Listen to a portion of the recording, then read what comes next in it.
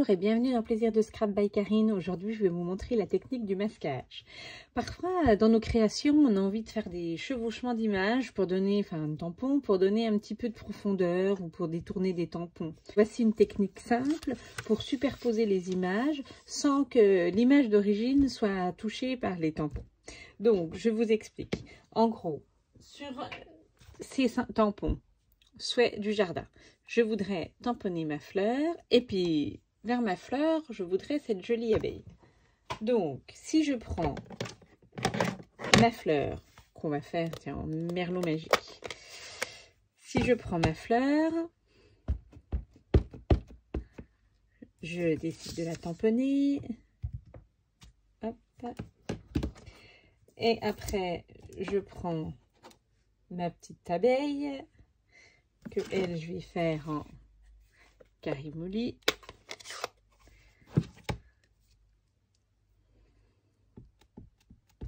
C'est pas jolie abeille. Hop. Vous voyez, c'est quand même pas folichon. Donc, je vais vous expliquer comment on peut faire ces tampons, créer quelque chose quand même de plus joli.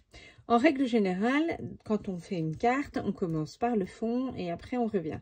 Par exemple, je fais la couleur, je fais ma fleur et à côté, je mets ma petite abeille. Avec la technique de masquage, il faudra commencer, bien réfléchir et commencer par la première image. Donc, c'est-à-dire que moi, au premier plan, je souhaite qu'il y ait l'abeille. Et au second plan, je souhaite qu'il y ait la fleur. Donc, nous allons déjà prendre du post-it.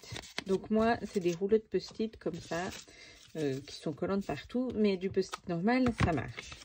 Nous allons tamponner, donc puisque nous avons dit que nous passions au premier plan, nous allons tamponner notre abeille.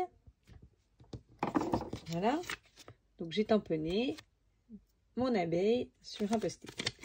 Et nous allons découper. Donc avec ce lot de souhaits du jardin, il y a les dailles. Et il y a des dailles qui font justement la forme de l'abeille. Donc, je vais pouvoir passer mon daille et mon post-it dans ma machine afin de créer ma petite abeille.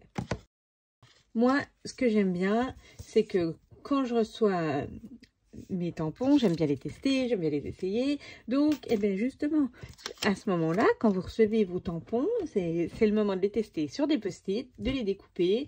Et comme ça, vous avez déjà préparé vos petits post-it de masquage et vous pourrez les ranger après dans votre boîte avec vos tampons.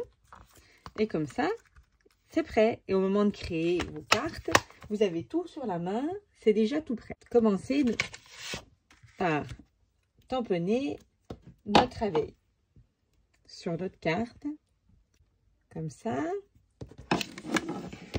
Donc mon abeille au premier plan, elle est toute seule. Voilà. Après, sur mon abeille, le tampon que je viens de faire, je vais coller le petit post-it en forme d'abeille que je viens de créer. Je vais prendre ma fleur que je vais ancrer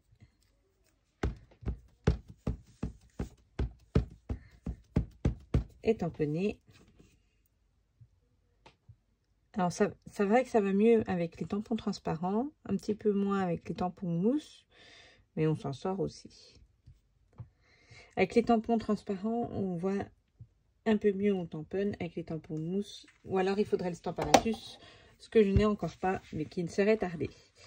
Donc, vous voyez, j'ai tamponné ma petite fleur à peu près là où je voulais. Et je ne vais plus qu'à avoir à enlever mon post-it. Et voilà. J'ai un effet qui est quand même beaucoup plus joli que le premier. Donc, voici la technique de masquage. Si vous souhaitez plus d'informations sur mes projets, sur mes techniques, je vous donne rendez-vous sur mon blog et je vous dis à bientôt dans Plaisir de Scrap by Karine.